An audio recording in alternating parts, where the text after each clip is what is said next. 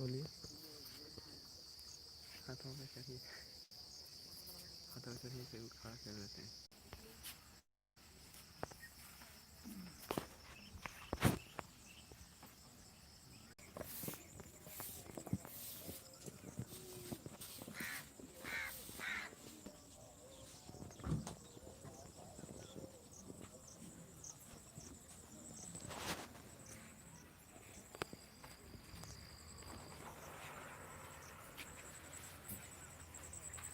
इसमें लगाऊँ मैं?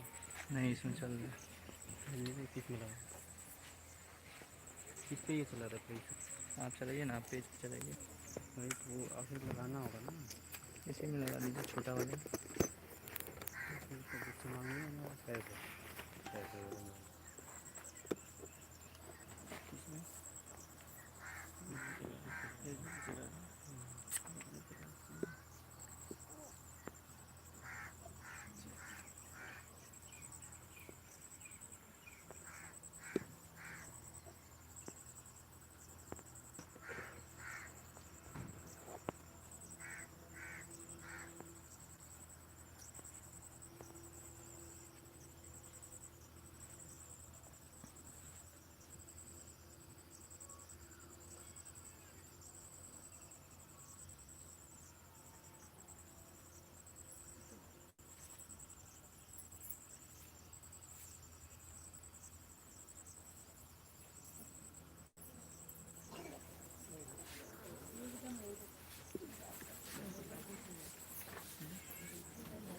मैं तो अच्छा जाता। ठीक है। अच्छा है ना,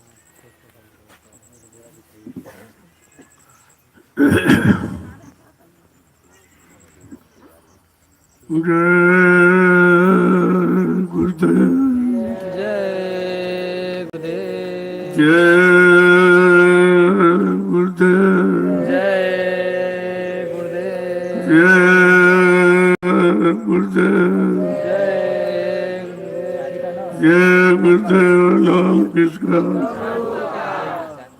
जय गुरुदेव नाम किसका,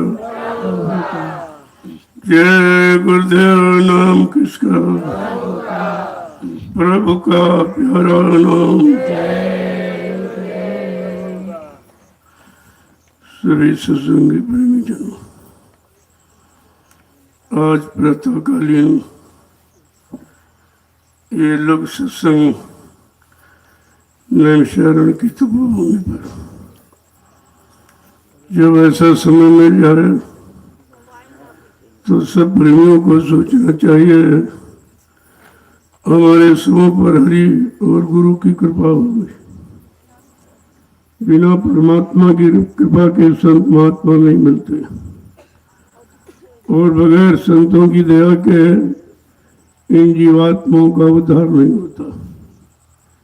ये दोनों चीजें सत्य हैं और समय से आपको मिल गए तो आपको अपने आप को बड़ा सौभाग्यशाली समझना चाहिए।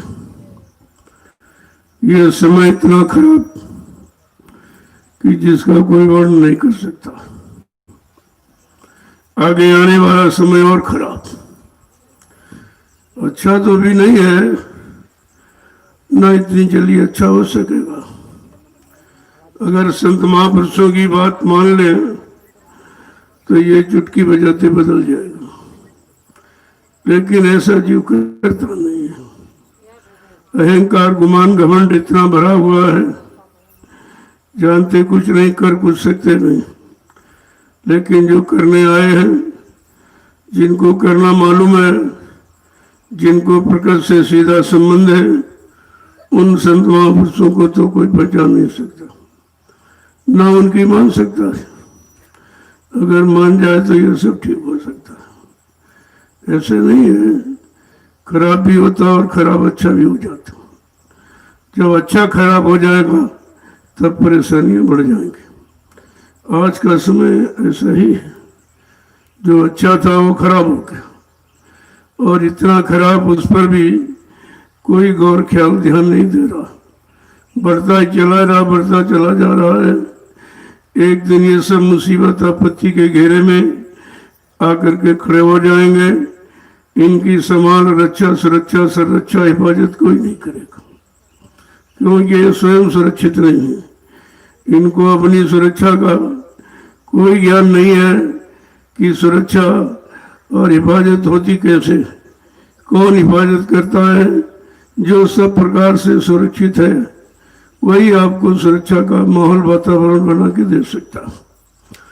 तो प्रेमियों को समझना चाहिए, संत मत के प्रेमियों को इस पर विशेष गौर ख्याल ध्यान देना चाहिए, क्योंकि जितने संत महापुरुष कलयुग में आए सबने जीवों को जगाने का काम किया।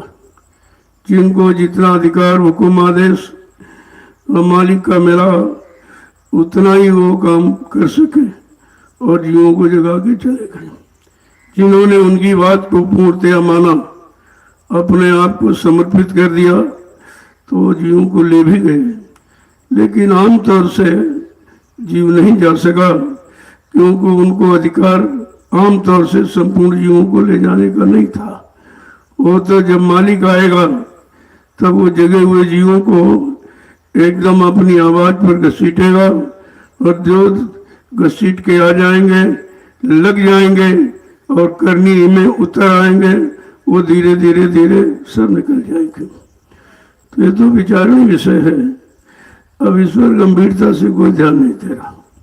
सब उस संकटता में, अज्ञानता में, गरूर गुमान घमंड में आकर महापुरुषों को समझना चाहते हैं। ये उनका विषय नहीं है। ये तो जो अपनी पहचान को दे दे और कुछ मेहरबानी कृपा दया करके आपको कुछ कर दे तो कुछ संभव हो सकता है, अन्यथा ये बहुत मुश्किल है। इस माहौल, वातावरण को ठीक करना ये इंसान के बस की बात नहीं है। लेकिन धीरे धीरे जब जीव सत्संग वचनों को सुनेगा तब उसमें परिवर्तन आएगा। जब उनके वचनों को अपने जीवन में उतारेगा, अपने जीवन का आधार बना लेगा और एक एक वचन मतलब यानी संभाल के साथ सुनता रहेगा, करता रहेगा, तो धीरे धीरे ये माहौल बदल जाएगा। अब आपको तो कितने दिनों से बराबर सुनाया जा रहा, तो फिर भी जीवन ने कहा ये तो रोज सुनाते, वही कहते रोज है। जब रोज आपको सुनाया गया तब तो तुमको याद नहीं रहा, तो एक दिन का सुनाया कैसे याद आए? या रोज नया बदल दिया जाए तो आप कैसे सोच पाओगे? जब तक एक पाठ पूरा नहीं पढ़ लोगे तो पढ़ाने वाला दूसरा पाठ नहीं पढ़ाएगा। ये भी आपको विचार करना चाहिए। वैसे सत्संग तो दो ही वचनों का है, केवल कि मतलब यानी मानव तन मिला है तो इससे अपने कर्म कर्जों को भी उतार दो और महापुरुषों की शरण में जा कर के और नाम का आधार प्राप्त कर लो और नाम की कमाई करके जीवात्मा का कल्याण कर लो। बस दो ही काम आपको करना है। लेकिन दो में से अभी एक ही काम पर कोई तैयार नहीं हो रहा। ना तुम ये समझते हो कि किराए का मकान है, ये भाड़े पर मिला है और मालिक को ले लेगा समय, जैसे समय पूरा हुआ फौरन ये शरीर आपका छीन लेगा, क्योंकि उसका काम अलग है। और इस शरीर में जो चेतन का रूप देने वाली जीवात्मा है वो मालिक की है, मतलब यानी वो भी उधर और ये इधर रह जाएगा, उधर रह जाएगा। तो आपने अगर कुछ नहीं किया तो शरीर ये जलाया जाएगा, उधर जीवात्मा पीटी जा रही है। तो दोनों काम आपने बिगाड़ दिए। एक भी बात किसी की समझ में नहीं आ रही है कि परमात्मा ने हमें ये मनुष्य मंदिर क्यों दिया है, किस काम के दिया, क्योंकि ये भोगों के लिए नहीं मिला। अब ये मन भोगों का आदि है और मन भी इसी शरीर में है और जीवात्मा भी इसी शरीर में है। तो मन अगर बदल जाए, भोगों से नाम योग की तरफ आ जाए तो ये काम बड़ा आसान हो जाएगा। महापुरुष यही करने आए हैं, धीरे से आपको भोगों से निकाल करके इधर नाम योग की साधना में लगा देते हैं। कहते ठीक है, शरीर से काम करते रहो, अच्छा करो, लेकिन बुरा मत करो। जब बुरा करोगे, बुराइयों में फंस जाओगे, तब तो निकलना बहुत मुश्किल हो जाएगा। तो धीरे धीरे धीरे जो किया है उसको एहसास करो कि हमसे आज तक कोई अच्छा काम नहीं हुआ। हमें ये मालूम नहीं था कि ये शरीर किस काम के लिए मिला है। ये तो जब सत्संगों में आए तब लोगों की समझ में आया कि हमारा सारा जीवन, शरीर की सारी शक्ति विषय भोगों में चली गई। अब हमको खड़ा होना और उधर लगना बड़ा मुश्किल दिखाई दे रहा है, क्योंकि शक्ति क्षीण हो जाने पर मन कमजोर हो जाता। फिर ये मन उसी का गुनामन करता जो किया है, जीवन में जो किया उसी का गुनामन किया करता है। लेकिन ये कभी नहीं सोचता कि हमने जिंदगी में कोई अच्छा काम नहीं किया, कोई अच्छा काम नहीं किया है, सिवाय मतलब बुरा पाप के सिवा कुछ किया ही नहीं। तो उसकी माफी इसलिए है कि उसे मालूम नहीं था, लेकिन जब से जाना तब से माना। जब जानकारी महापुरुषों से मिल जाए तब आपको इस शरीर को बचा के रखना है। क्यों? शरीर साधन धाम मोक्ष कर द्वारा और पाए निजे परलोक समारा, ये साधनों का धाम है और इसमें एक मोक्ष का दरवाजा है। अगर महापुरुषों से उस दरवाजे की जानकारी हो जाने पर आप नहीं चेते और नहीं समझे तो ये जीवन दोबारा आपको मिलेगा नहीं।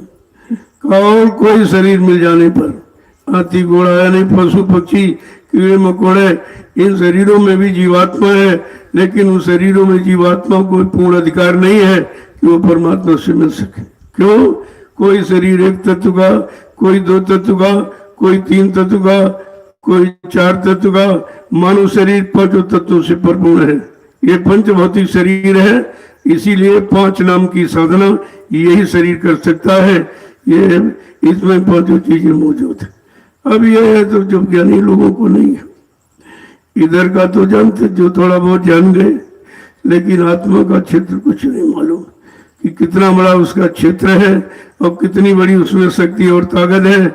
मतलब ये लोगों को पता नहीं है, क्योंकि आत्मज्ञान यहाँ सिखाया नहीं गया। जितने आए सतयुग थे तत्वर 3 युग और 5.5 ज्ञान आपको नहीं हो सकेगा। आत्मा का ज्ञान हो जाने के बाद ये सारा ज्ञान समाप्त हो जाता है। अब ये है कि सत्संग मिला है तो अपना सौभाग्य समझो। इसके जो में कहाँ रखा है? अच्छी बातें, सच्ची बातें यहाँ ही नहीं, सब झूठ, सब झूठ का पसारा एकदम काल माया ने मिलकर बना दिया। उसी झूठ के पसारे में आप फंसे पड़े हो और तुमको अभी नहीं मालूम है ये जीवन धीरे धीरे जा रहा। आज और कल ये देश सोचते सोचते ये जीवन निकला जा रहा। इसे आप मतलब यानी रोक नहीं सकते हो, लेकिन जैसे ट्रेन को आप रोक नहीं सकते हो, लेकिन बैठ जाओ तो अपनी मंजिल पर पहुंच जाओगे। ठीक इसी तरह आप इसको रोक नहीं सकते हो, लेकिन संत महापुरुषों के वचनों पर अगर खड़े हो जाओ और मतलब अपने जीवन का आधार बनाकर चलने लगो तो एक दिन अपनी मंजिल पर आप पहुंच सकते हो। ये तो अधिकार आपको है। लेकिन जब कोई अधिकारी मिल जाए जिसको मानव जीवन का अधिकार मालूम हो, वो आपको अधिकारी बना देगा। जब अधिकारी बन जाओगे तो अपने घर की तरफ चल पड़ोगे आप। लेकिन ये ज्ञान यहाँ नहीं है, बहुत कम। जितने संत महापुरुष आए उन्होंने तो किया, लेकिन उनकी बात को काल के जीवों ने माना नहीं, क्योंकि काल का साम्राज्य है, काल की बहुता है, वो काल के ही जीव हैं। तो सब बेचारे उसी तरफ आगे दौड़े चले जा रहे हैं, कहाँ मिलेगा, कहाँ क्या होगा। लेकिन मिलना क्या आपको? जो मिलेगा वो तुमको खोएगा, बहुत पीछे ढकेल देगा। अब जीवों को पता नहीं है क्या लेना है, क्या देना है, क्या समझना है, क्या करना है, क्यों करना है, कहाँ के लिए करना है, कुछ नहीं मालूम। इसी के लिए कहा करिए नित्य सत्संग, बाधा सकल मिटाए, फिर ऐसा अवसर ना मिले दुर्लभ नर्तन पाए। कहा बहुत दुर्लभ है ये, सब तो मिल जाएगा लेकिन मानव शरीर दोबारा नहीं मिलेगा। अब बेचारे जीवों को पता ही नहीं, तो कहते हैं भाई मिला के फिर मिल जाएगा। ऐसे थोड़ी मिल गया। ये जीवात्मा ने अपने मन को साथी बनाया और मन कर्मानुसार जिन योनियों में जाता रहा शरीरों में, और जीवात्मा साथ में लगी रही बेचारी। किया तो उसने कुछ नहीं, उस शरीर का कोई भोग उसने भोगा नहीं है, लेकिन साथी बना देने के कारण अपना कर्तव्य निभाने के लिए बराबर मन के साथ लगी रही और मन भोगों में फंसता रहा और बराबर देखती रही। कहती अरे मन, तूने जो कर्म किया है उस कर्म से तुझे मिला क्या? जन्म और मरण, जन्म और मरण, पैदा हुआ फिर मर गया, फिर पैदा हुआ फिर मर गया, ये जन्म मरण का चक्कर तुझे मिला है, बाकी तो कुछ मिला नहीं। तू कब चेतेगा, कब जागेगा, कब होश में आएगा। जब जीवात्मा जगती है तुम अपने मित्र मन को भी जगा लेती है, साथ में लेती है और मन को बहुत समझाती है। वही स्थिति हमारी आपकी सबकी है। हमारे आपके भी अंदर मन जीवात्मा दोनों है, लेकिन तुम मन को कभी समझाते नहीं हो।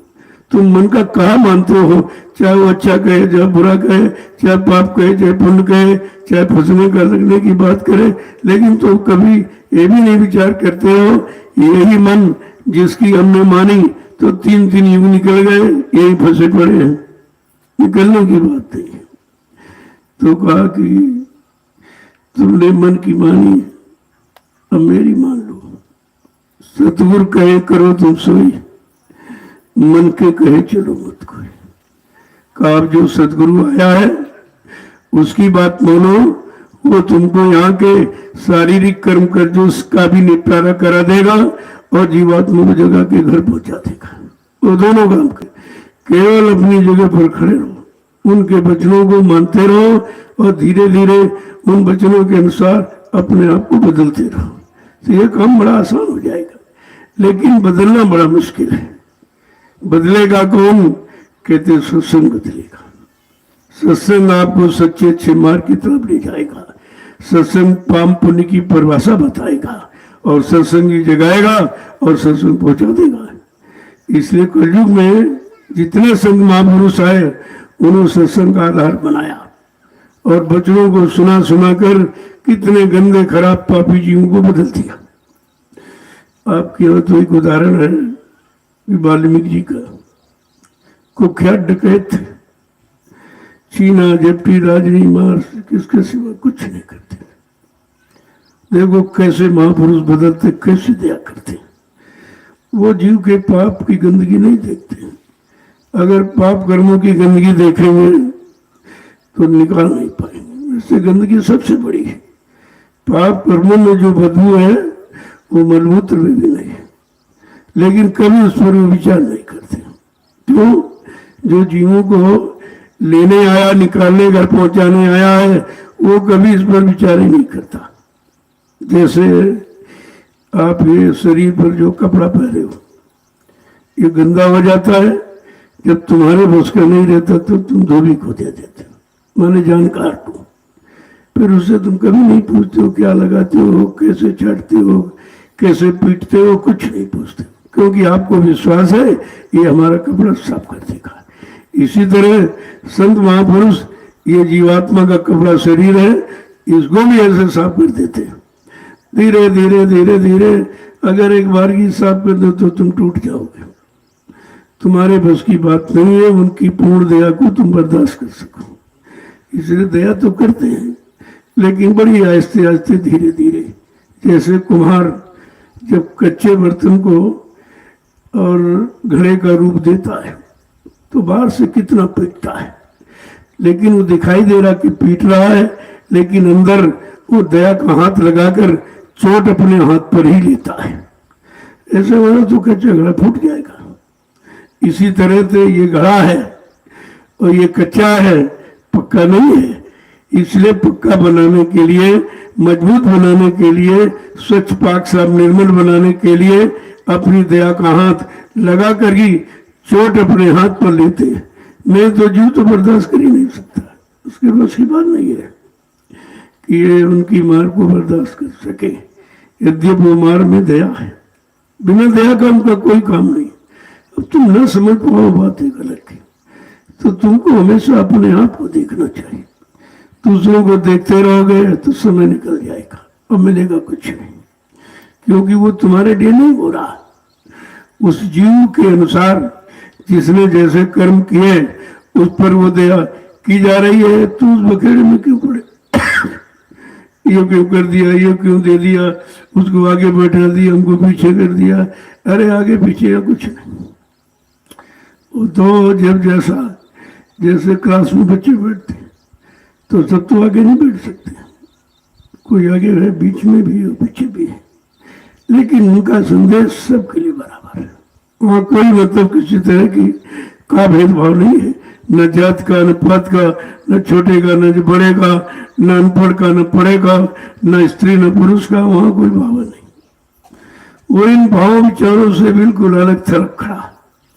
वो केवल जीवात्मा को देखते हैं, न तुम्हारे शरीर को, न रूप रंग को, न धन न दौलत, मतलब इसको कुछ नहीं देखते। अब ये जरूर है कि उनकी दया है जो तुम्हारे इस कागज की मुद्रा पर खुश होकर के तुम्हारा काम करा रहे। नहीं, पिछले महात्माओं के इतिहास को पढ़ो आप। बड़े बड़े सेठ साहूकार जमींदार गए, सोने चांदी हीरे जवाहरात के खजाने दिए कि ये ले लो हमारा काम कर दो, तो उन्होंने उसको ठुकरा दिया, कहा ये धन से कहीं ये काम होता है। लेकिन आज मालिक कितना खुश है कि कागज की मुद्रा पर तुम्हारा काम हो। इस कागज की कोई वैल्यू नहीं है, पानी पड़ जाए तो गल जाए, आग लग जाए तो जल जाए, चोर उठा ले जाए, मतलब यानी, लेकिन कितना खुश है कि चलो कागज की मुद्रा से उसका काम हो जाए। जबकि धन से परमार्थ का कोई संबंध नहीं, वो तो काल माया का सामान है। देखिए, काल माया के सामान से अगर काम हो जाए तो कितनी बड़ी बात है। और ये किसी की बस की नहीं, केवल वो समर्थ मालिक के बस है, बाकी किसी का नहीं। तो आपको तो ये हर पल हर घड़ी सोचना चाहिए कि हमारा काम ही हो रहा है, हम इसी लायक हैं, या हमारे कर्मी ऐसे हैं इसलिए हमको ये सेवा दी गई है, इस सेवा में लगाया गया, ये समझ कर आपको करना चाहिए। जब समझ पैदा हो जाएगी तो सेवा का भाव बन जाएगा। जब सेवा करने लगोगे तो आपको लाभ मिल जाएगा। इसलिए सबको ये सत्संग से सोच समझ लेनी चाहिए, सूझबूझ, कि हम जो भी कर रहे हैं, हमसे जो भी कराया जा रहा, या हमको जो समय अनुकूल आदेश दिया जा रहा, उसमें हमारी भलाई ही हो रही। हम उसी काम सेवा के लायक हैं और कोई और सेवा कर ही नहीं सकते।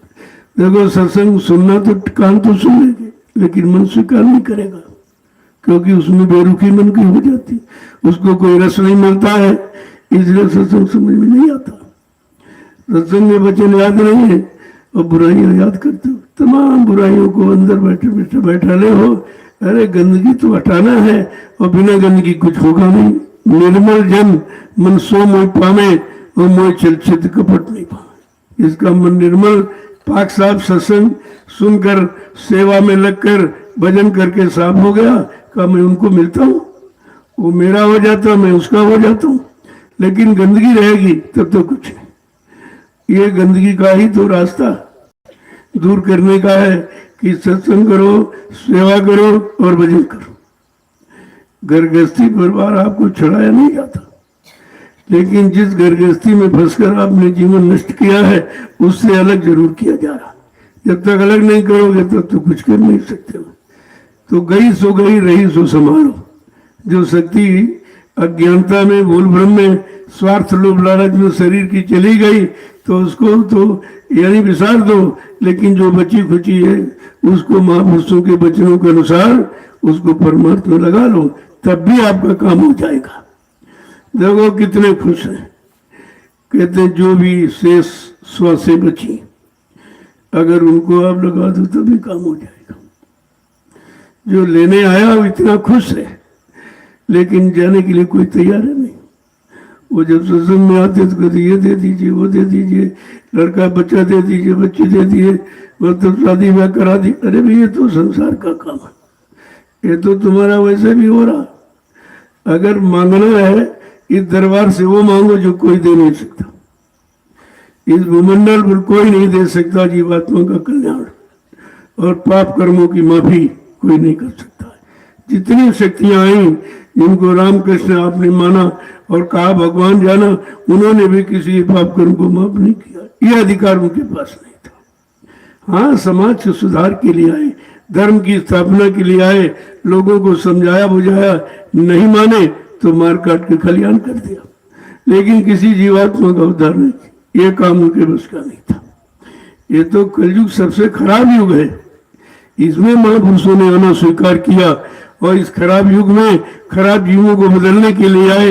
ये काम धरती पर किसी ने किया ही नहीं।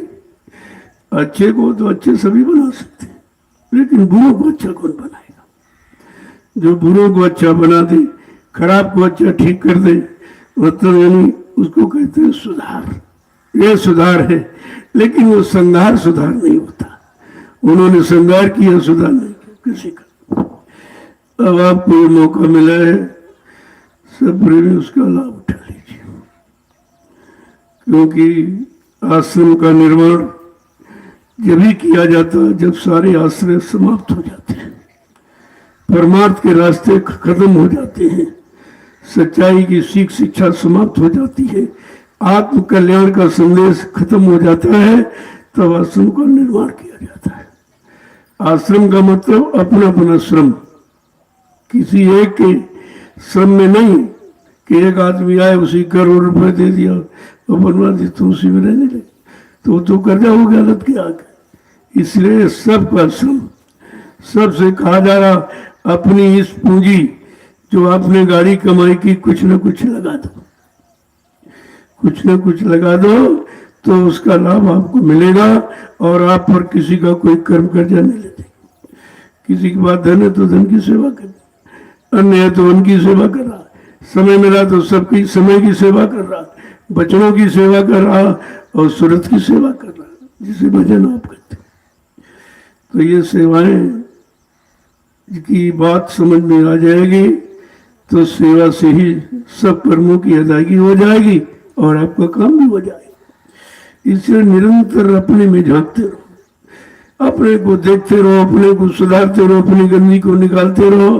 धीरे धीरे सब, अगर दूसरे को देखते रहो, मालिक किसी का अच्छा मकान है तो क्या देखने से तुम्हारा अच्छा हो जाए, तो तुमको भी ये सोचना चाहिए भी हम भी अपना अच्छा बनाएंगे। वो मकान शरीर को रहने का और ये मकान जीवात्मा का रहने, दोनों मकानों को अगर है दोनों भाड़े पर, दोनों किराए पर, वो ईंट पत्थर वाला उसमें भी आप नहीं रह सकते, समय खत्म होते फौरन उसमें भी निकाल दिया जाएगा, और इसमें जीवात्मा इसमें भी नहीं रह सकती। जब दोनों भाड़े किराए के मिल गए तो भाड़े और किराए की बात को पहले समझ तो लो कि हमारा नहीं है, ये समय कुछ समय मिला उसी में हमको मिल गया, अब ये समय रहते हम अपना काम बनाएंगे, ये बुद्धिमानी है। ऐसी बुद्धिमानी तो कोई कर पाता। यहाँ लोग आते हैं तो वो उसी काम के लिए संसार में करते हुए यहाँ मांगने लगे। तुमने भाई इस दरबार में कोई अंतर नहीं दिखाई दे रहा, ये तो काम तुम्हारा ऐसे ही हो जाएगा, इसको मांगने कहने की जरूरत नहीं पड़ेगी। जब आप सब बचनों को मान लोगे, बचनों पर आधार बना के चलने लगोगे तो सांसारिक काम तो बहुत जल्दी हो झटके में हो जाए, इसमें कुछ करना आपको नहीं। अध्यात्म पर चलने के बाद संसार तुम्हारे पीछे हो जाता है। जितने संत महापुरुष है उनको देखिए, दुनिया उनके पीछे दौड़ रही है। हमारा पैसा ले लो, हमारा सामान ले लो, हमारा अन्न ले लो, और मतलब हमारे शरीर को शुद्ध कर दो, पाप कर्मों की माफी कर दो, जीवात्मा का कल्याण कर दो, क्योंकि ये काम धन दौलत रुपये पैसे से नहीं हो सकते। तो कितने बड़े भाग्यशाली हो। संत मत का विधान अलग है।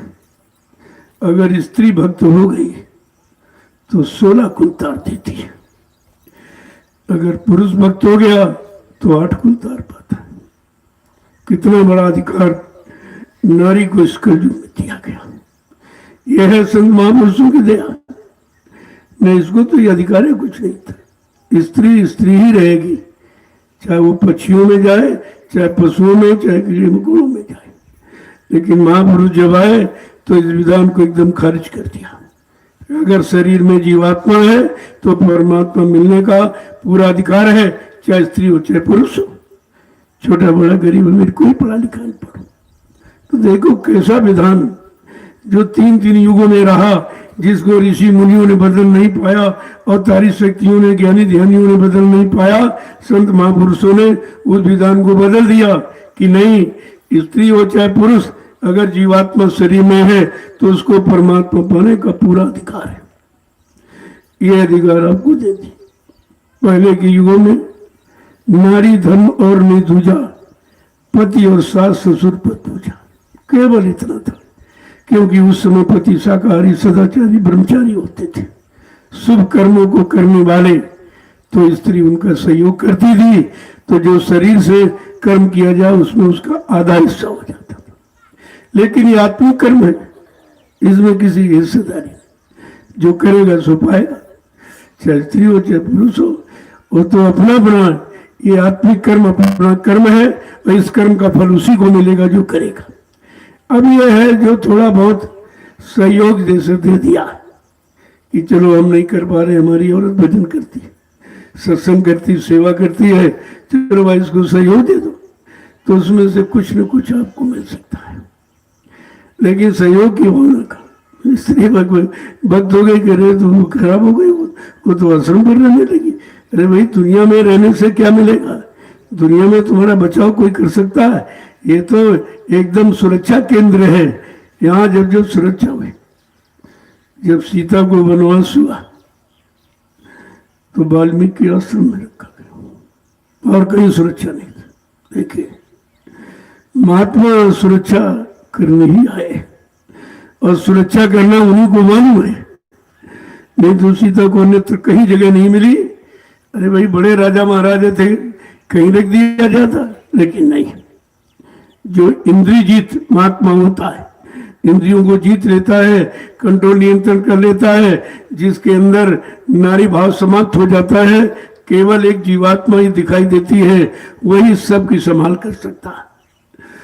और सीता की संभाल वाल्मीकि ने किया था। इतिहास सब ऐसे है। तो विचार करना चाहिए लोगों को कि भाई ये सब कैसे होगा।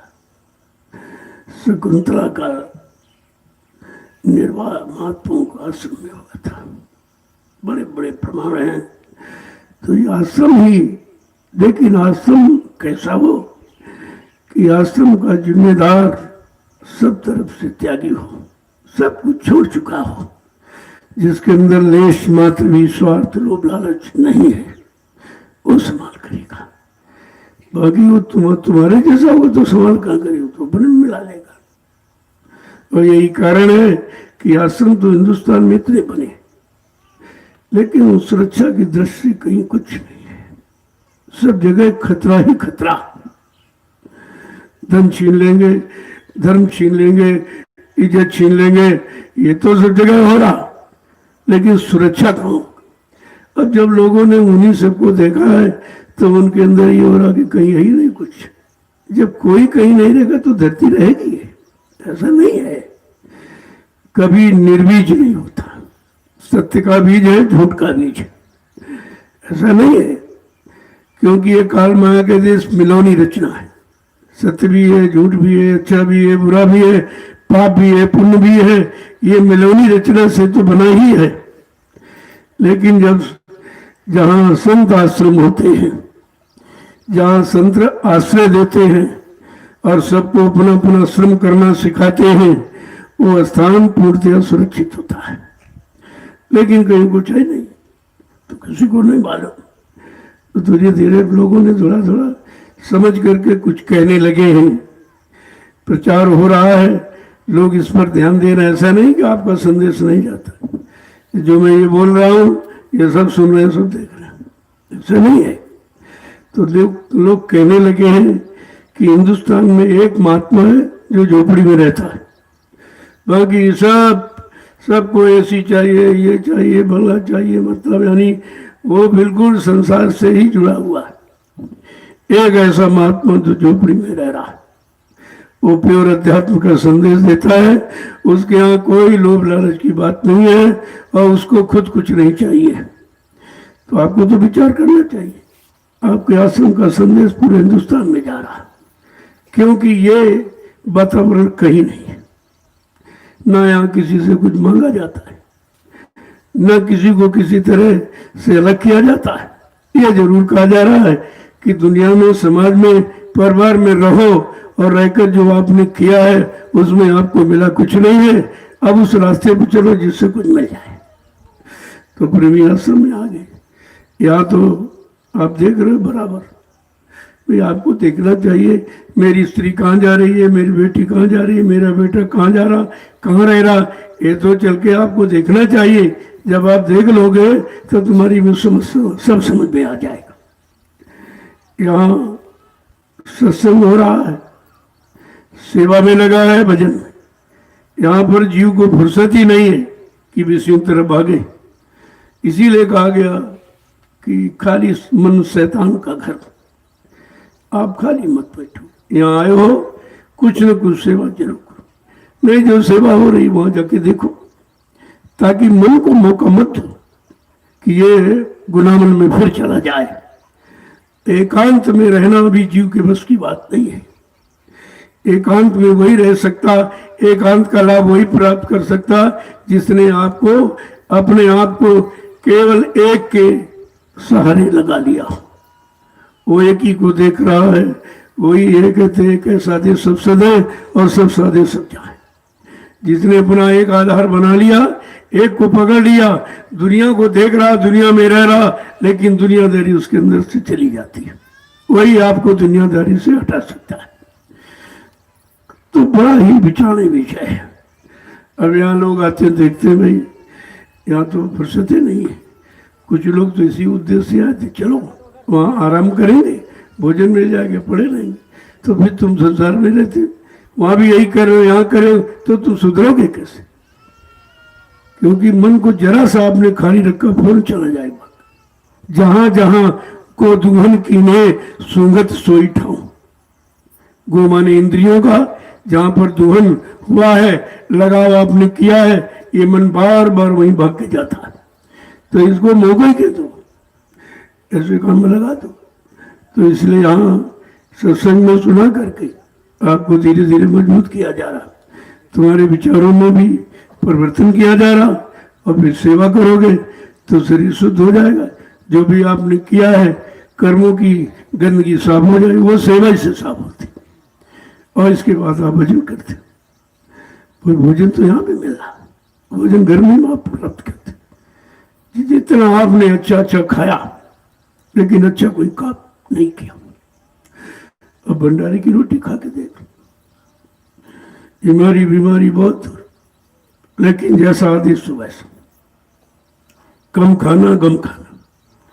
कम खाने का मतलब इतना खाओ जिस जो 50, इतना खा लिया, नींद आ गई, सेवा चले गए, भजन भी चला गया, कुछ नहीं बचा आपके पास। तो भोजन का मतलब ये नहीं, भोजन का मतलब है कि शरीर हमारा चलता रहे और हम इस काम को करते रहे। कुछ लोग तो भोजन के लिए ही जीते, जीने के लिए भोजन, और कुछ भोजन के लिए जीते हैं। यही तो असली बात है। उनका पेट कभी भरे ही नहीं। यहाँ ढूंढ रहे भोजन, वहाँ किस भंडारे में अच्छा मिलेगा, कहाँ चीमानी, मतलब कहाँ हमको ये चटपटा और तीखा ही मिलेगा, मसाला। अरे जब ये इतना तेज है तो अंदर जाके क्या कमजोर हो जाएगा? ये फिर मन को उत्साहित करेगा। इसीलिए कहा कि भंडारी की रोटी, सादा जीवन उच्च विचार, ये है उन्नत का आधार। अगर उन्नति चाहते हो, तरक्की चाहते हो, जीवात्मा का कल्याण चाहते हो, मन को सुधारना चाहते हो, शरीर की बीमारी खत्म करना चाहते हो, तो ये भंडारे का सादा भोजन। लेकिन यहाँ भी लोग नहीं मानते हैं। मैंने यही कहा बिल्कुल सादा खिलाइए। अगर तुम्हारे अंदर कोई बड़ी भयानक बीमारी है, लोग कहते हैं ये खत्म नहीं होगी बीमारी, आप नमक रोटी खाना शुरू कर दीजिए, 6 महीने में बीमारी ऐसे लग जाएगी जैसे कभी आई नहीं। अन्न से तो शरीर चलेगा। कलयुग में अन्न कोश में प्राण है, बिना अन्न के आप नहीं रह सकते। लेकिन अन्न कैसा हो, दूषित है, प्रदूषित है, पाक साफ है, यही तो चीज जब भंडारे में लोग अन्न दे देते तो उसका शुद्धिकरण किया जाता है। जब शुद्ध हो जाता है तब मतलब यानी आपको बना के खिलाया जाता है। मैंने पहले भी कहा कि जो भी खाओ भंडारे के दो, क्योंकि दया उधर है, वो माध्यम से दया आपको दीजिए। अब तुम्हारे जबरदस्ती हो, तोड़ खा लिया, वो खा लिया, वो खा लिया, तो क्या इसमें कोई दया है? ये तो आदेश के खिलाफ करते हो। क्योंकि जब सब सामान वहां भंडार में पहुंचा दिया जाता तो आपको उसी माध्यम से खा के दया लेनी चाहिए। तो बात तो समझते नहीं लोग हैं, या अपनी मेहरबानी करते रहोगे। ऐसे जीवन जैसे घर में तो वैसे यही, कोई अंतर नहीं। आप पर एक एक वचन पर गौर ख्याल आपको करना चाहिए और उसी के अनुसार आपको चलना चाहिए। अब कुछ लोग जाने की तैयारी में हैं, जाइए, लेकिन ऐसे मत जाओ कि फिर कभी नहीं आएंगे। जाओगे जब घर पहुंचो तो यहाँ की दैनिक क्रिया जो आपने की उसको याद रखो। जब सुबह हो, पर समझ लो घंटा लगा होगा, भजन पर बैठे होगे, आप भी बैठ जाइए। वो आदेश वहां भी पालन होगा, उसका लाभ घर में भी मिलेगा, जो नियम यहाँ बनाया गया। और इसके बाद जो तुम्हारा अपना खेती है, दुकान है, दफ्तर है, और कोई मतलब सेवा, अपनी सेवा में लग गए। और इसके बाद शाम को जब आए तो बाल बच्चों की खिदमत और देख रेख सेवा किया, और इसके बाद फिर आप भजन पर बैठ गए। तो तुमको आश्रम घर एक ही हो जाए। वो भी आश्रम बना सकते हो, लेकिन वो गृहस्थ आश्रम। यहाँ तो इन्हीं आश्रमों की जानकारी दी गई, ब्रह्मचर्य, गृहस्थ, मानव, संन्यास। लेकिन संत मत सबसे परे है, वो सारे आश्रम पीछे हो गए और ये आश्रम आगे हो गया। क्योंकि इस आश्रम से आपको मन को शुद्ध करना, तन को शुद्ध करना, विचारों को शुद्ध करना, आंख कान को शुद्ध करना, और मन को, और फिर जीवात्मा को शुद्ध करना। ये सारे काम यहाँ से कराए जा रहे हैं। अब आप उन कामों पर विचार नहीं करते, क्योंकि आते तो यहाँ हो, लेकिन लगाओ घर का बनाओ। अरे जब जहाँ जाओ वहीं के हो जाओ, और घर जाओ तो फिर लाद लो बोझा, मना कौन करता है। लेकिन यहाँ हो तो बोझे को वहीं उतार दो घर। और यहाँ का जो मतलब यानी नियम सिद्धांत उसका पालन करो। जब घर जाओ तो फिर आप बोझा लाते हो, हम कब मना करते। लेकिन बोझा लाते लाते तुम थकान क्यों नहीं महसूस करते कि हम थक चुके हैं? मन थक चुका है, तन सब विवेक ज्ञान सब थक चुका है, ये कभी एहसास ही नहीं करते। और तभी सत्संग वचन तुमको तुम्हारे माफी नहीं हो पाते। तो हमेशा इस बात को सीखो। तभी देखो सरकार रिटायर कर देती कि अब तुम थक गए हो, अब तुम्हारे बस का ये काम नहीं है। जो शेष जीवन है, जाओ गुरु की शरण में, अब परमात्मा की प्राप्ति में लगा दो। वहां भी शिक्षा है। जब रिटायर होते हैं तो गीता पकड़ाई जाती है, रामायण पकड़ाई जाती है, ये सब उनको पकड़ाया जाता कि हमारे आपने सेवा की है, अब आप सेवानिवृत्त हो, अब जाओ अपने आत्मा के कल्याण की गुरु की शरण में जाके वो सेवा करो। सबको रिटायर, और कहते हम तुमको पेंशन देंगे। ऐसा नहीं, तुम्हारे बेटे कोई मतलब तुम्हारी देख रेख न करें तो हम तुमको इतनी पेंशन दे देंगे, तुमको किसी का आधार मेरे गुलामी में रहना भी नहीं है, अब से जीवन परमात्मा की प्राप्ति में लगा दो। व्यवस्था उधर भी बनी है, लेकिन वो अपने आप को रिटायर नहीं समझता है, सेवानिवृत्त नहीं समझता है। वो कहता परिवार की सेवा करने का मौका मिला, अब व्यापार दुकान चलाने की सेवा, और ये भूल गया कि रिटायर हो यानी दिन कम है जीवित रहने के, और धीरे धीरे वो सारा जीवन इसी में लगा दो, खत्म हो जाओ। फिर बाद में रोना पछताना पड़ेगा। मन पछते ये अवसर बीते, ये अवसर समय निकल जाएगा, ऐ मन तुझे पश्चाताप करना पड़ेगा। सहस बदन यानी रावण जैसे बड़े बड़े धनवान बलवान बुद्धिमान का यहाँ से रीते खाली चले गए। सहस बदन आदिनत बचे न काल बलि से, मन पछते जो अवसर थे, काल ने उनको भी नहीं बख्शा। जिसके पास धन दौलत के खजाने थे, काल ने छीन लिया, और उनको भी जमदूतों के हाथ में देकर कहा इसकी मार लगाओ, इसने मानव जीवन को व्यर्थ कर दिया। वो बेचारे मारे जाते। आज भी बड़े बड़े धनी बानी सेठ साहूकार और मतलब प्रधानमंत्री राष्ट्रपति आज भी नरकों में पड़े हुए रो रहे हैं, कोई सवाल करने वाला नहीं है, क्योंकि उन्होंने इस अध्यात्मवाद को समझा ही नहीं। महात्माओं का आना क्यों भारत भूमि पर हुआ उसको उन्होंने जाना नहीं, उनको पहचाना नहीं, उनके पास गए नहीं, तो शरीर का भी जो था लाभ वो भी चला गया, मानव जीवन का लाभ खत्म हो गया। तो यह समझ किसी किसी को आती है, और समझ भी ये संस्कार से मिलती है। जब जीवों का संस्कार जगता है तब वो संतों की शरण में आता है, जहां से तुम्हारा सब कुछ बन जाता है, बिगड़ा भी बन जाता है, और सबसे बड़ा काम तो जीवात्मा का है। ये काम जो सृष्टि में कोई नहीं कर सकता। एक एक वचन पर विचार करो। अब आप जाने की तैयारी हो। जय गुरुदेव, जय गुरुदेव, जय गुरुदेव, जय गुरुदेव। नाम किसका? जय गुरुदेव। नाम किसका? जय गुरुदेव। नाम किसका? प्रभु का प्यारा नाम। देखो ये नाम अपनी पहचान बता रहा। जो नाम आए केवल नाम है। इसलिए प्रभुओं को ये खुशहाली होनी चाहिए कि हमको ऐसा नाम मिल गया जो हमारा दोनों तरफ काम करेगा। इधर शरीर मन को शुद्ध करेगा, उधर जीवात्मा को पहुंचा देगा। इतना बड़ी खुशहाली का समय कभी रहा है। लेकिन जब सत्संगों में आओगे तभी तो समझ पाओगे। घर बैठे थोड़ी आप समझ सकते। अब ये माहौल वातावरण खराब हो गया, किसी का उस पर विचार नहीं। कोई ये नहीं सोच पा रहा भाई ये सब कैसे हो गया, और जानते भी नहीं वो कहते बीमारी आ गई। तुमने कहा जब तुमको ज्ञानी नहीं है तो इस नाम कैसे कोरोना दे दिया तुम्हें, और आज तक तुम दवा भी नहीं बना पाए, और तुम्हारे पास दवा है भी नहीं। ये मानव बुद्धि से परे है परिवर्तन। ये प्राकृतिक प्रकोप जो हमने महापुरुषों की बात नहीं मानी, और ये जो परमात्मा ने जीव बनाए इनको मारा, काटा, सताया और अपमानित किया।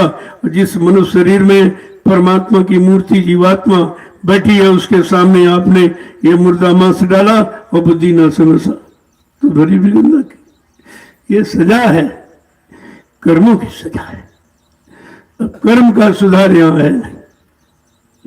कोई कह रहा मकान बना लो, कहा खेती खरीद लो, बच्चे पैदा कर लो, पैसा का इनको छीन लो, इनकी मतलब यानी इनको मार दो, यही सब कर रहे हैं। इनको यह ज्ञान नहीं है कि मानव तन परमात्मा ने किस विशिष्ट कार्य के लिए दिया, विशेष कार्य के।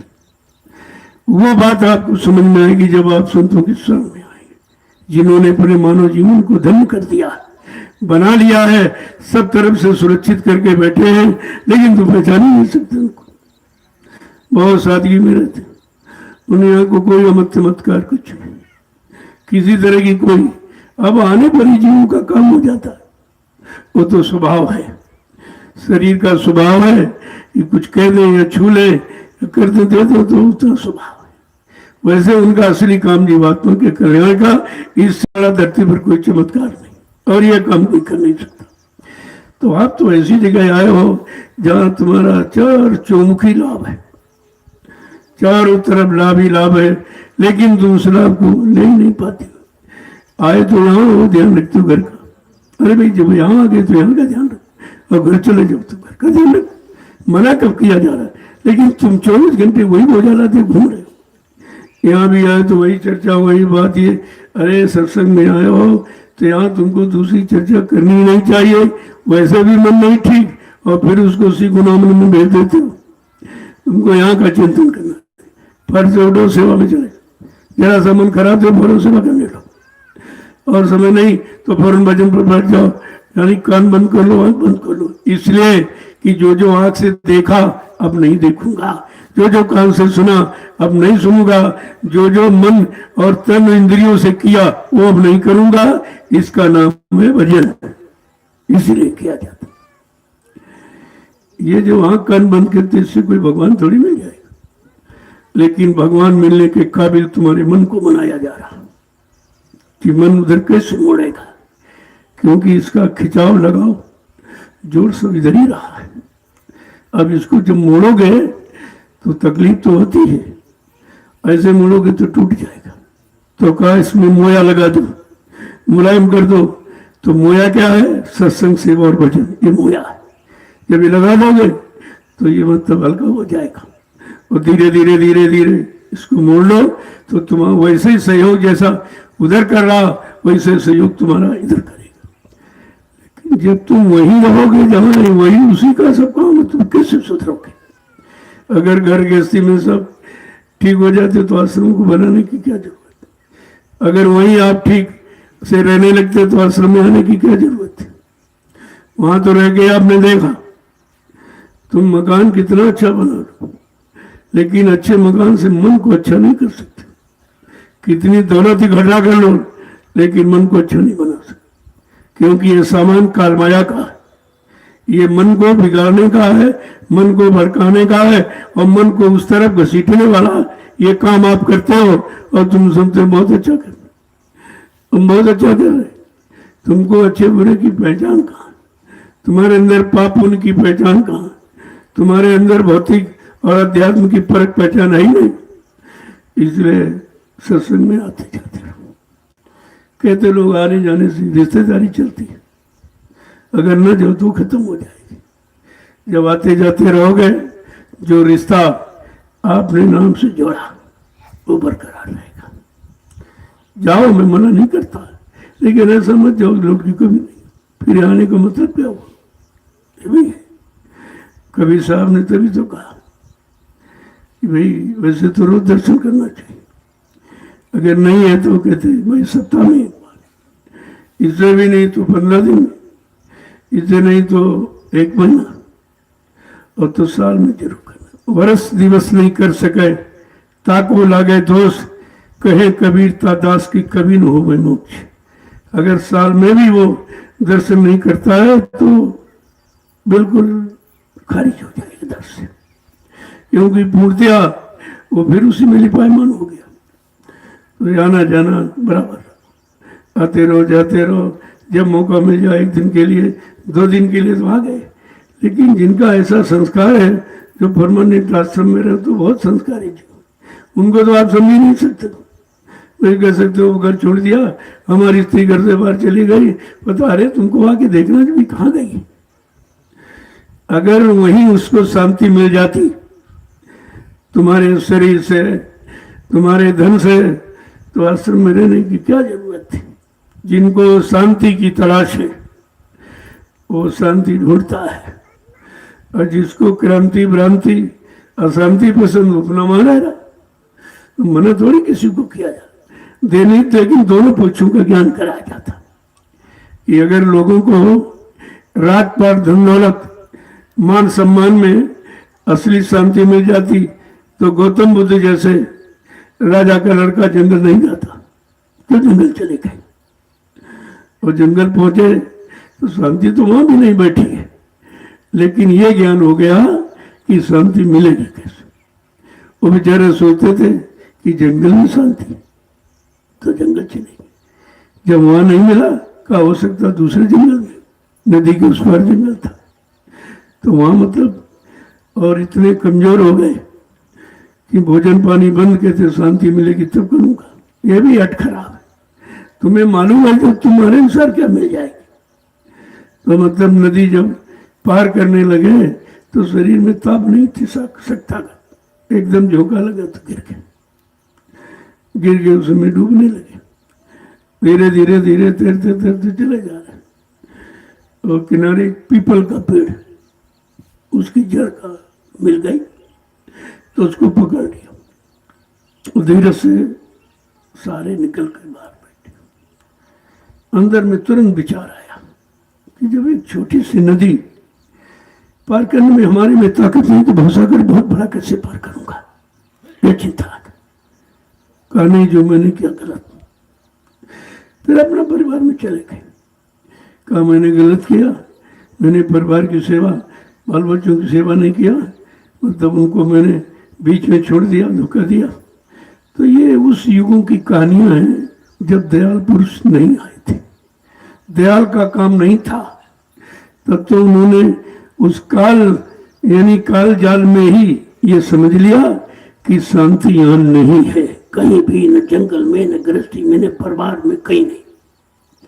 अंततोगत्वा उन्होंने शरण लिया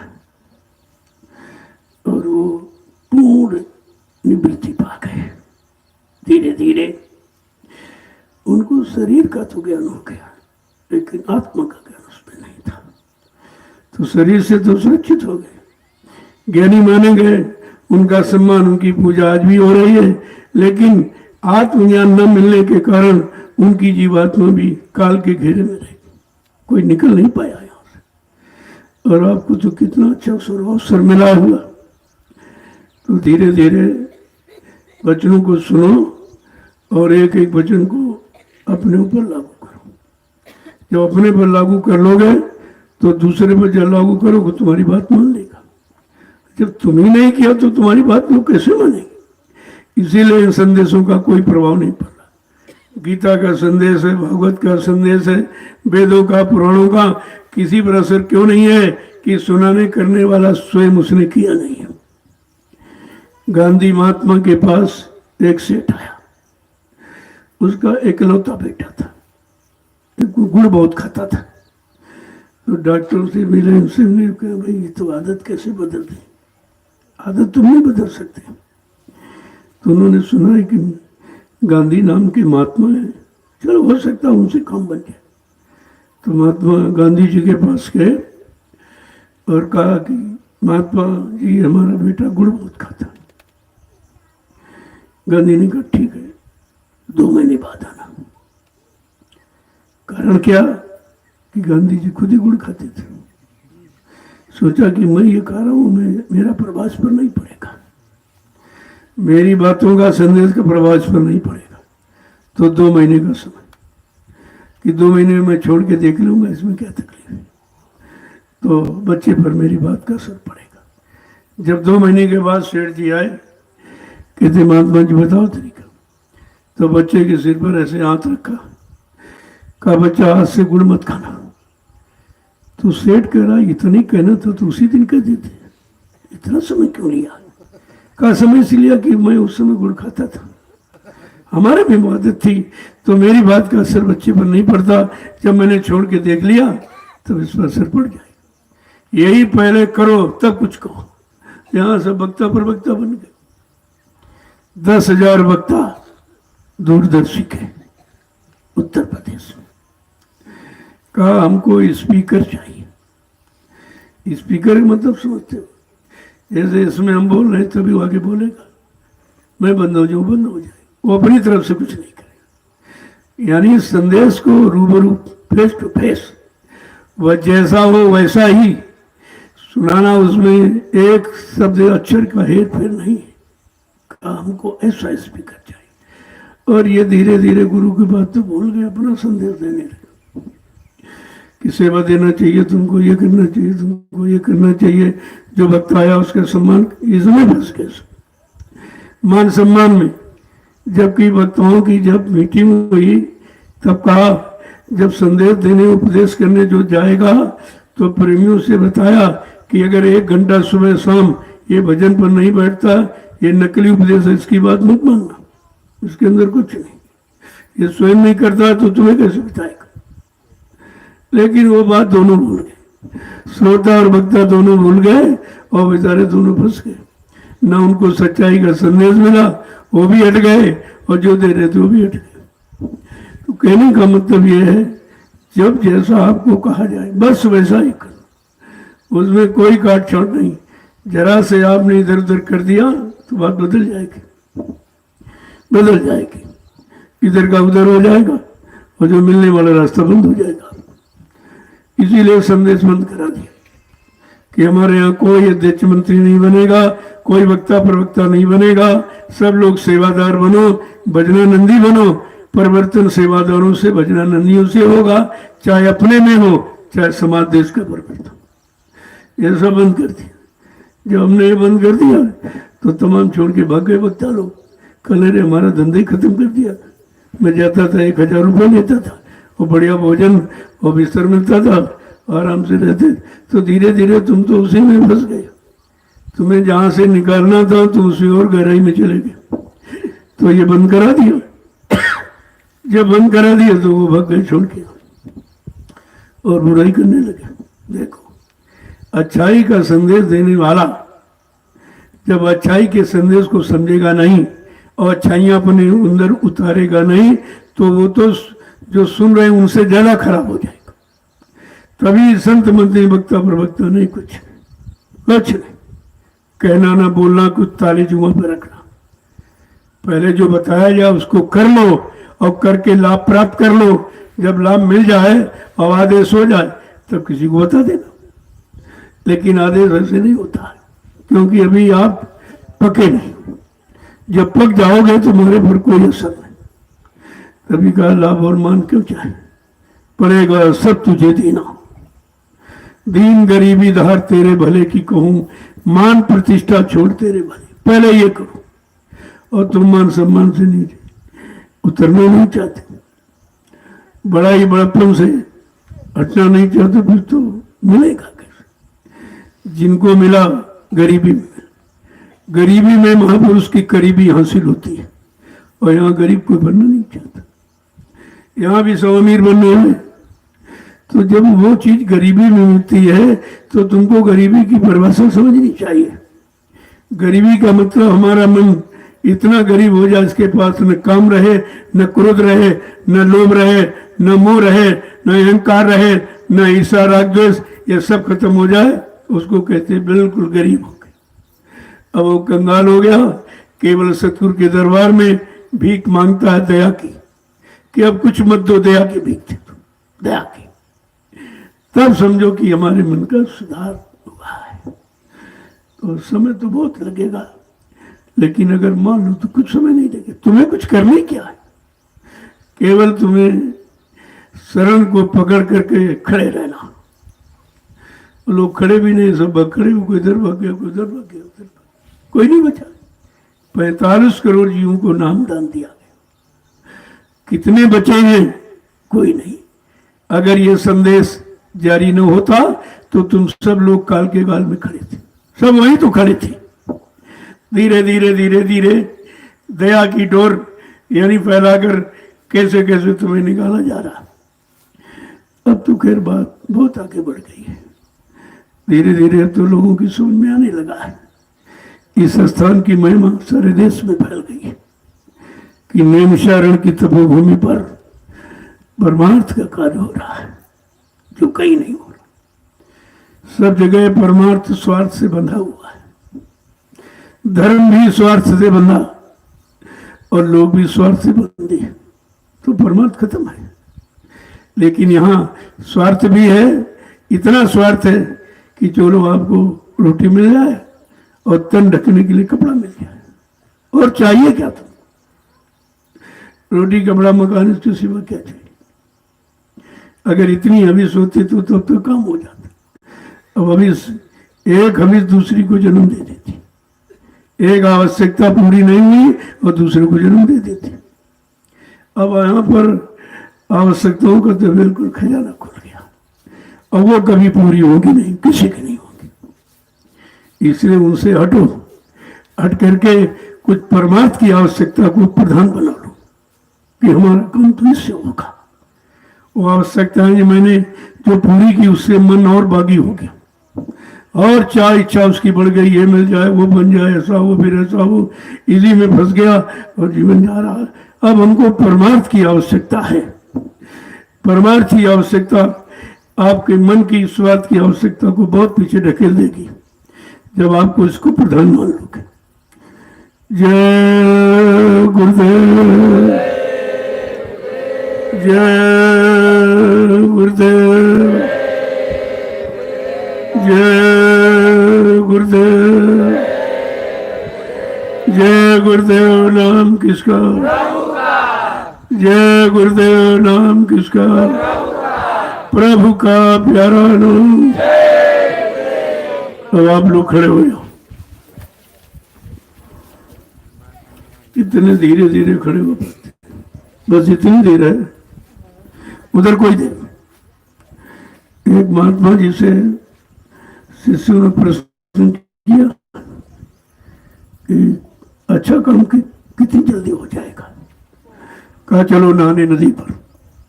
नदी में नहाने गए तो तेर धार थी, एक लोटा फेंका, कहा जाओ जल्दी से पकड़ के ले आओ।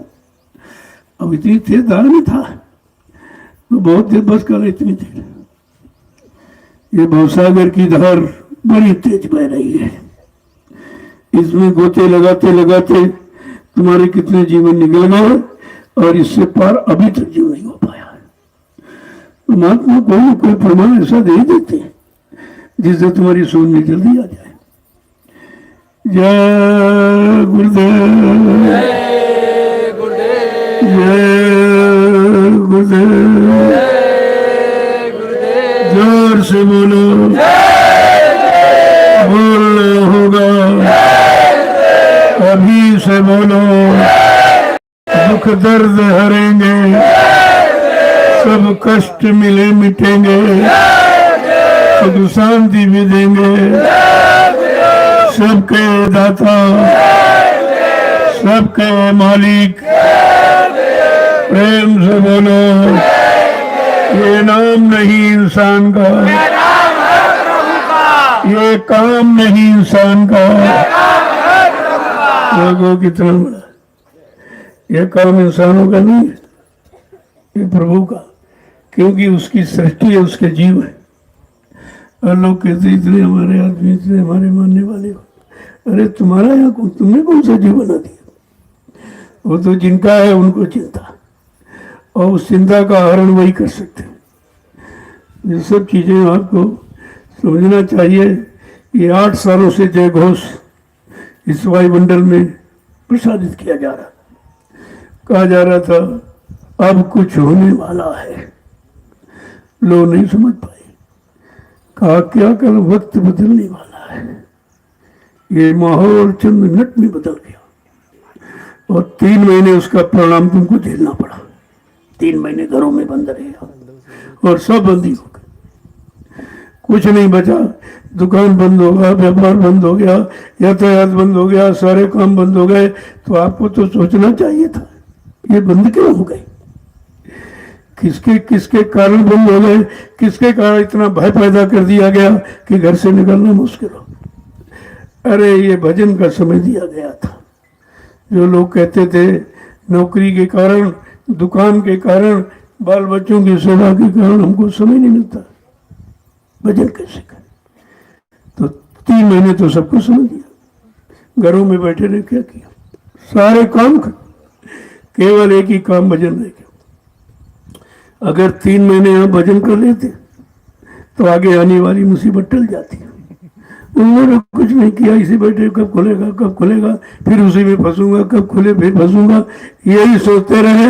लेकिन ये नहीं विचार किया ये 3 महीने का समय तुमको भजन के लिए दिया गया। कहा था बच्चा मैं भजन कराना जानता हूँ, मैंने इनाम देने से फोकट में नहीं दे दिया, मैं जानता हूँ उसकी महिमा, मैं भजन कराना जानता हूँ, मैं भजन करा लूंगा, मुझे कोई स्थिति परिस्थिति क्यों न बनानी पड़े, और बना दी गई। ये है प्राकृतिक प्रकोप, कोई बीमारी नहीं। कहा था अगर 18 वर्ष प्रचार हुआ साकार, अगर तुम शाकाहारी बन जाओ तो बीमारी से बच जाओगे, कुदरत के भारी प्रकोप से तुम्हारा सुधार हो जाएगा। यहाँ के जिम्मेदारों ने और मांस मंदिर और बढ़ा दिया। अभी आपने देखा कैसी बुद्धि इनकी खराब कि मकान यानी दुकान बंद, व्यापार बंद, यातायात बंद, शराब ठेके खोल दिए। जो बंद करना चाहिए उसको खोल दिया और जो खोलना चाहिए वो बंद हो गए। तो जन जन दुखी हो गया। पहले भी आपको इशारा करके कहा गया था होगी जन जन में क्रांति, हम तुम्हें दिखा देंगे, सब धर्म लड़ेंगे आपस में, हम तुम्हें दिखा देंगे, तुम घरों में बंद हो जाओगे, ये स्थिति तुम्हारे सामने लाके खड़ी कर दूंगा और लोग इसको बारे में कुछ सोच नहीं पाएंगे। अंततोगत्वा इस समाधान के लिए तुम्हें संत महापुरुषों के पास जाना पड़ेगा, क्योंकि प्राकृतिक प्रकोप का इलाज उन्हीं के पास है। अभी अपनी अपनी बुद्धि लगा रहे, ये कर दो वो कर दो, कुछ नहीं, जितना ये सोच रहे उतना ज्यादा बढ़ रहा और ज्यादा। तो मैंने कहा ये लॉकडाउन का मतलब क्या निकला, जिसके लिए आपने लगाया वो तो बढ़ गया, क्योंकि बढ़ा था गंदे खान पान से, उसको आपने देश में खोल दिया है। ये भी इनकी समझ में नहीं आया कि मांसाहारी मुल्क चीन से ये इसको जीवाणु बम कहते हैं। बहुत पहले इशारा किया था कि अणुबम परमाणु नहीं खतरनाक, जीवाणु बम बहुत खतरनाक है जो सारे विश्व को एकदम वीरान कर देगा। लेकिन उस पर विचार नहीं किया, सुना ही नहीं। 10 जुलाई 1952 से लगातार मुतवातिर कंटिन्यूस 2012 तक सब सुनाया गया। किसी ने उस पर कोई अमल नहीं किया, ध्यान दिया नहीं, तो कहा ठीक मैं अपना हाथ हटा लूंगा, जब वहां डट गया तो सब फंस गए चक्कर। अब किसी की बुद्धि में नहीं आना क्या करूं क्या ना करूं, क्या करूं क्या ना करूं। जो कहानी सुनाई जब कहानी नहीं थी, आगे आने वाली समय की सूचना महापुरुष देते। उनके यहाँ कोई प्रवचन, उनके यहाँ कोई भाषण नहीं होता है, वो आगे आने वाले समय की सूचना देने उनको दिखाई दे रहा कैसा था। ये बलरामपुर का कार्यक्रम देखा, अंतिम कार्यक्रम था, और मैंने हर सेशन में लगभग आपको इशारा किया कि जितने लोग खड़े बैठे इनमें से तमाम लोग शरीर छोड़ के चले जाएंगे और फिर आगे का सेशन नहीं मिल सकेगा। तो आप उसमें ध्यान नहीं देते रहे।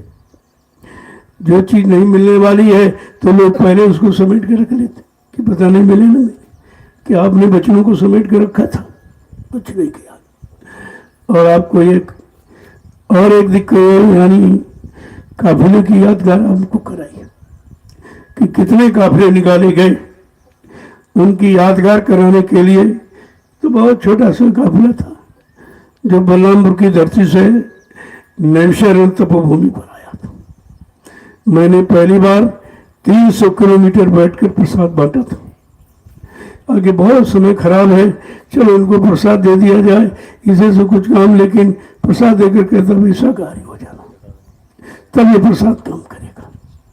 गंदगी में कोई पूजा स्वीकार होती ही नहीं, लेकिन कोई नहीं माना और ज्यादा करने लगे। तो जब कुदरत को चार दे दिया तो अपना काम शुरू कर दिया उसने शुरू कर दिया। अभी तो शुरुआत है सब चकाचौंध में। कितने बड़े बड़े ऐसे करोना फरोना जैसे बहुत बड़े बड़े पीछे तुम्हारे खड़े हैं। और कहा था अगर ये मुर्दा मांस का खाना ये धार्मिक धरती पर न खत्म किया गया और बुद्धि नासा नशा शराब का प्रयोग न बंद कराया गया तो कुदरत ने ऐसी जानलेवा बीमारियां तैयार कर रखी है कि 1 मिनट में ये प्रलय गांव के गांव, शहर के शहर, मुल्क के मुल्क साफ हो जाएंगे। 12-12 कोस पर कोई चिराग जलता नजर आएगा। कितने पहले से सूचना दी जा रही, लेकिन ये सब हंसी मजाक समझते थे, ये भाषण इसलिए समझते तो सब फंस गए। अब भी मौका है, अगर देश के अंदर शाकाहार का प्रचार करा दें और सब शाकाहारी होने लगे तो भारत धार्मिक भूमि ऋषि मुनि महात्माओं की है, इस पर कोई प्राकृतिक प्रकोप नहीं हो। और नहीं माने तो अन्य देशोलां की तरह भारत भी वीरान हो जाएगा। नहीं मानोगे तो सब कुछ हो जाएगा। जय गुरुदेव, जय गुरुदेव, जय गुरुदेव। नाम किसका? जय गुरुदेव। नाम किसका? प्रभु का प्यारा नाम। अब आप लोग जो जाने वाले हो अब जा सकते हो, बाकी जो है अपनी सेवा करें। से शैतान मन को मुंह का मत 1 मिनट का भी कि बहुत भागी है, बहुत भाग चुका है, लेकिन अभी थकान को महसूस नहीं कर रहा। इसलिए सेवा प्रधान अंग रखा गया। सेवा शरीर से करोगे तो शरीर शुद्ध हो जाएगा, बीमारियां कम हो जाएंगी धीरे धीरे।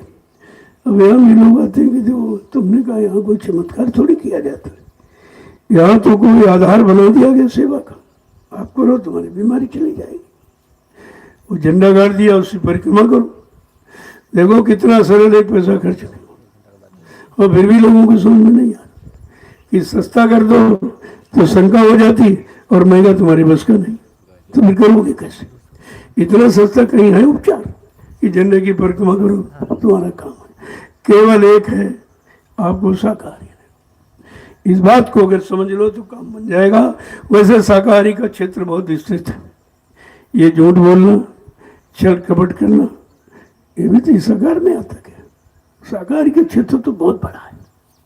जब पूर्ण शाकाहारी बन जाओगे, शाकाहार का अर्थ समझ लोगे, तो ये पाक साहब निर्मल शरीर हो जाएगा। अभी तो मोटा मोटा आपको बताया गया कि मुर्दा मांस का डालना शरीर में बंद कर दो, जिससे बुद्धि पागल हो जाती, माँ बहन बेटी की पहचान खत्म हो जाती है।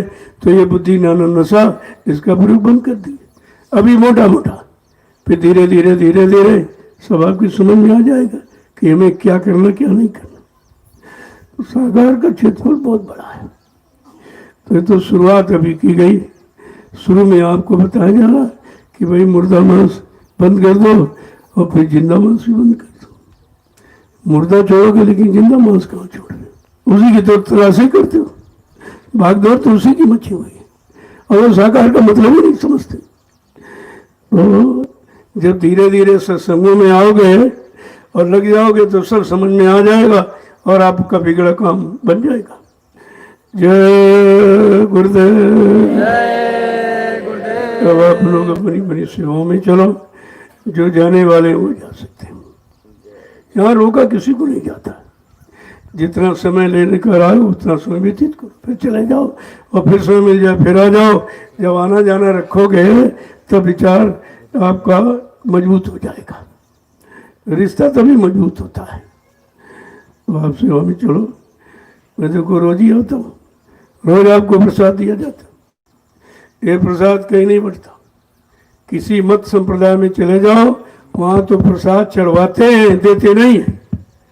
लेकिन एक ऐसा सच्चा दरबार है जहाँ हर चीज दी जा रही, आपसे लिया कुछ नहीं जा। जो आप देते हो वो भी तुम्हारी कर्मों की अदायगी में लगा दिया जाता। यहाँ ऐसा कोई काम होता ही नहीं। अब तो पूरा हिंदुस्तान धीरे धीरे जान गया है, क्योंकि 8 साल में जो मैंने प्रचार किया है, क्या कोई जगह बाकी रही है? सबको मालूम हो गया कि सच्चाई कहाँ है, असलियत कहाँ है, लाभ कहाँ से मिलेगा, ये सबको मालूम हो गया। तो ये भूमि ऐसी है। अब इस भूमि को किसी ने समझ नहीं पाया। जब रामचरितमानस में गोस्वामी जी महाराज ने उत्तरकांड में इसी नैमिष की कितनी बड़ी महिमा की। तीर्थवर नैमिष विख्याता, अति पुनीत, साधक सुखदाता। अत्यंत पवित्र है और साधकों को सुख देने वाले, पंडा पुजारियों को सुख देने वाली नहीं, और साधक का नाम आया। अब ऐसा भूल गए। गाते बजाते तो खूब है, मनोरंजन समझते रामचरितमानस को, जो मन को बदल देने वाला, मानस हृदय को परिवर्तित कर देने वाला ऐसा संदेश संत गोस्वामी जी महाराज का। लेकिन सब ने खत्म कर दिया कुछ।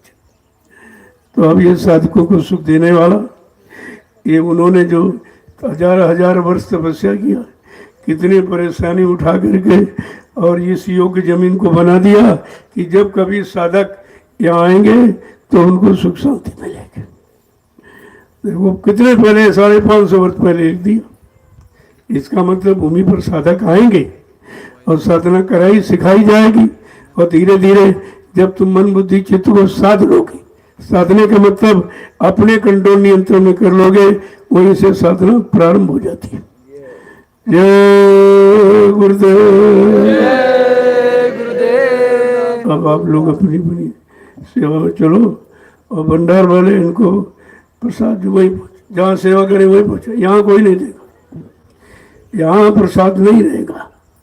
यहाँ तो खा के सो जाते हैं। इन बेचारों को पता ही नहीं कि सारी जिंदगी खाने सोने बिता दी, यहाँ भी वही काम करते। इससे गरीब रहते आने की क्या जरूरत है? यहाँ भीड़ बढ़ाने नहीं आना, ना भीड़ मैं कभी लगाता हूँ। भीड़ तो वो लगाता मदारी जिसको पेट भरने के लिए कुछ लेना है। यहाँ भीड़ नहीं लगती। यहाँ तो परमार्थी जीवों को परमार्थी रास्ते पर चलाने की बात की जाती। अब ये आपका बन रहा स्थान धीरे धीरे, क्योंकि जो प्रेमी सेवा देता है उन सेवाओं का दुरुपयोग न हो, इसलिए वो आपका गोदाम बना दिया। और भंडारा तमाम बार तूफान आया, सब उड़ गया। लाखों रुपए का प्लास्टिक खत्म हो गया। मैंने कहा भाई अब जल्दी करो, ये सब बना लो, और इसके बाद देखा जाए कि आश्रम किस भूमि पर बनेगा। उसके लिए अभी शोध चलना, सोचा जा रहा है वो कौन सी भूमि होगी जिस पर आज सतगुरु धाम का निर्माण होगा, और जहाँ हिंदुस्तान के लोग आएंगे विदेशी भी, लेकिन हिंदुस्तान की भरमार रहेगी। तो इसलिए स्थान का